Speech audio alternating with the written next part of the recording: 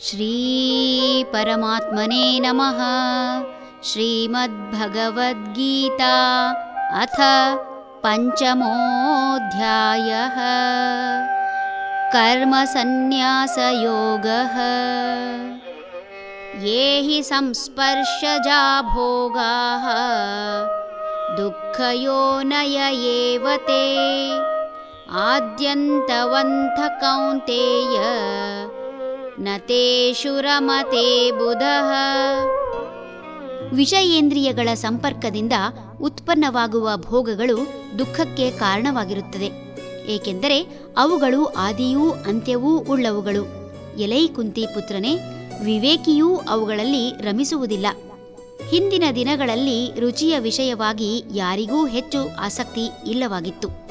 ಹೊಟ್ಟೆ ತುಂಬುವಷ್ಟು ಕೊಟ್ಟಿದ್ದರೆ ಹೆಚ್ಚು ಸಂತೋಷ ಪಡುತ್ತಿದ್ದುದು ಕಾಣಬಹುದಿತ್ತು.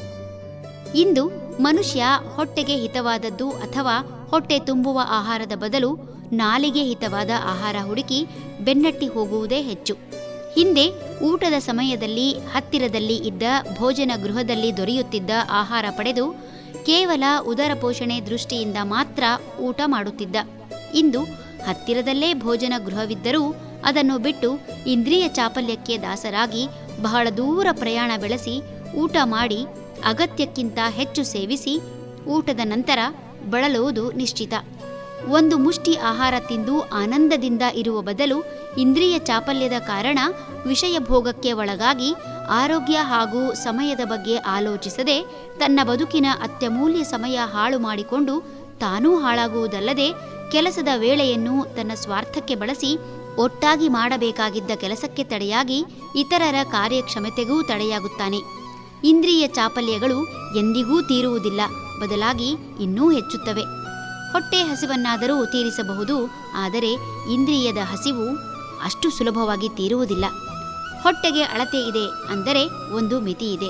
ಹೊಟ್ಟೆ ತುಂಬಿದ ನಂತರ ಒಂದು ಸಣ್ಣ ತುಣುಕನ್ನೂ ಸೇವಿಸಲಾಗದು. ಆದರೆ ಇಂದ್ರಿಯ ಚಾಪಲ್ಯಕ್ಕೆ ಇತಿಮಿತಿ ಇಲ್ಲದ ಕಾರಣ ಚಾಪಲ್ಯ ನಿವಾರಣೆಗೆ ಮನಸ್ಸು ಸದಾ ಆಸಕ್ತಿ ವಹಿಸಿ ಸದಾ ಅದನ್ನು ಪಡೆಯುವ ವಿಷಯದಲ್ಲೇ ಮಗ್ನರಾಗಿ ಪಡೆಯಲು ಬೇಕಾಗುವ ಸಂಪನ್ಮೂಲಗಳು ಹಾಗೂ ಸಾಮರ್ಥ್ಯ ಇಲ್ಲವಾದಾಗ ಹುಟ್ಟಿಸಿದ ತಂದೆ ತಾಯಿಗಳಿಂದ ಹಿಡಿದು ಪೊರೆವ ದೈವ ಮತ್ತು ಕಂಡವರ ಮೇಲೆ ಹರಿಹಾಯುತ್ತಾ ದುಃಖ ಪಡುವುದು ಸಹಜ.